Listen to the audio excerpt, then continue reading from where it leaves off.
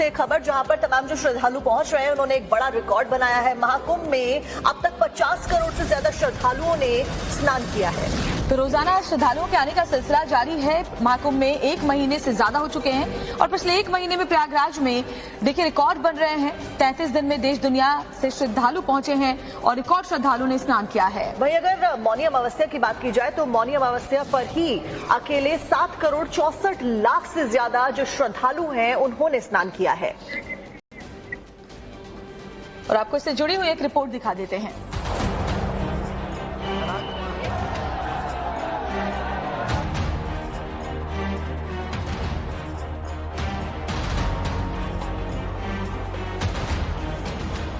पचास करोड़ आबादी दुनिया के अंदर कहां होगी? हमारे प्रयागराज में आइए, 50 करोड़ लोग महाकुंभ में स्नान किए।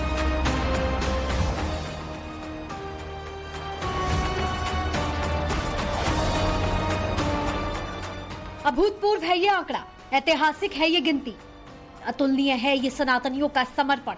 न भूतो न भविष्यति को प्रमाणित करने वाली ये संख्या है उन श्रद्धालुओं की जिन्होंने श्रद्धा के सबसे बड़े संगम में अब तक डुबकी लगाई है, जो वैश्विक आस्था के सबसे पवित्र पर्व में शामिल होकर नई लकीर खींच रहे हैं, जिन्होंने महाकुंभ के 144 बरस बाद बने महासंयोग को युगों युगों का सबसे बड़ा मेला बना दिया।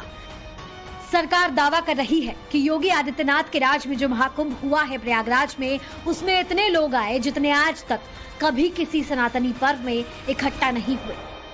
माघ पूर्णिमा का स्नान हो चुका है, आगे महाशिवरात्रि का आखिरी पर्व स्नान बचा हुआ है 26 तारीख को, और अभी तक करीब 50 करोड़ लोग स्नान कर चुके हैं। ये अपने आप में एक अद्भुत है, अपने आप में अलौकिक है, अपने आप में भारतीय सनातन इतिहास में ऐसा कोई दूसरा उदाहरण नहीं मिलता जब संगम तट पर या फिर किसी भी नदी के तट पर इतनी बड़ी संख्या में श्रद्धालु इकट्ठा हुए हों और उन्होंने स्नान किया हो, आस्था की डुबकी लगाई हो। तमाम श्रद्धालु सरकारी व्यवस्थाओं से संतुष्ट हैं। महाकुंभ में शामिल हुए लोगों से जब 50 करोड़ के आंकड़े और वहां की व्यवस्था को लेकर सवाल पूछा गया तो क्या जवाब आया, वो जरा सुनिए। आने के बाद भी यहाँ के टॉयलेट्स भी देखो तो इतनी स्वच्छता है, सब बहुत अच्छी व्यवस्था है, कहीं भी स्पेशली बहुत अच्छा है, लेडीज के लिए बहुत अच्छा ही किया है। सब योगी जी ने अच्छा किया, नरेंद्र मोदी ने अच्छा किया, सबके पब्लिक के लिए अच्छा ही। आपको जानकर ताज्जुब होगा कि 50 करोड़ या उससे ज्यादा लोगों की डुबकी लगाने से देश के सबसे बड़े सूबे की अर्थव्यवस्था की बेहिसाब बढ़ोतरी हुई है।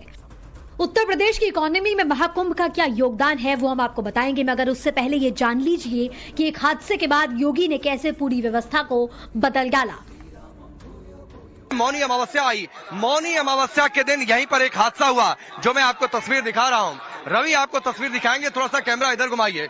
इस जगह पर जो है एक स्टैम्पीड होती है मौनी अमावस्या के दिन, कुछ लोगों की जान जाती है। इसके बाद सरकार ने चूड़ी कसी। खुद मुख्यमंत्री योगी आदित्यनाथ यहाँ पर आए, उन्होंने जायजा लिया, अधिकारियों को दिशा निर्देश दिया और ये दो टूक कह दिया कि ट्रैफिक सही तरीके से लागू किया जाए, चाहे हाईवे पर ट्रैफिक की बात हो या फिर संगम क्षेत्र में ट्रैफिक की बातचीत हो। ये उन्होंने अधिकारियों को दिशा निर्देश दिया। इसी का नतीजा है कि बेफिक्र बेपरवाह होकर लोग आते गए, संगम के तट पर स्नान करते गए, पुण्य कमाते गए और नया रिकॉर्ड बनता चला गया।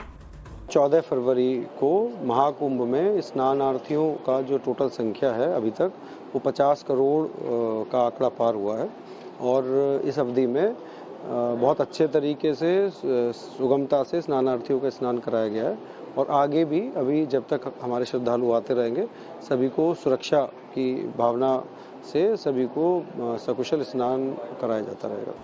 सरकार का दावा है कि उसके पास पूरा और पक्का आंकड़ा है। योगी आदित्यनाथ तो यहां तक कह रहे हैं कि महाकुंभ की वजह से यूपी की अर्थव्यवस्था में 3 लाख करोड़ रुपए की बढ़ोतरी हो गई है। जो लोग उंगली उठाते हैं कि 6,000 5,000 करोड़ रुपए खर्च कर दिए कुंभ में, ये 6,000 और 5 करोड़ कुंभ में ही नहीं किए हैं, प्रयागराज सिटी के रिनोवेशन में भी खर्च किए हैं। कुंभ के आयोजन में कुल 1,500 करोड़ रुपए खर्च हुए हैं। मेरा अनुमान है कि उत्तर प्रदेश की अकेली अर्थव्यवस्था को महाकुंभ प्रयागराज के माध्यम से 3 लाख करोड़ रुपए की नई बढ़ोतरी होने जा रही है। जाहिर है कि योगी आदित्यनाथ ने संकेतों में ही सब कुछ समझा दिया उन लोगों को जिन्हें रत्ती भर भी शक था। बड़ी बात यह है कि अभी भी 12 रोज और महाकुंभ का मेला रहेगा। ऐसे में यह आंकड़ा और ज्यादा बढ़ेगा, मतलब अमेरिका की आबादी के 2 गुना करीब।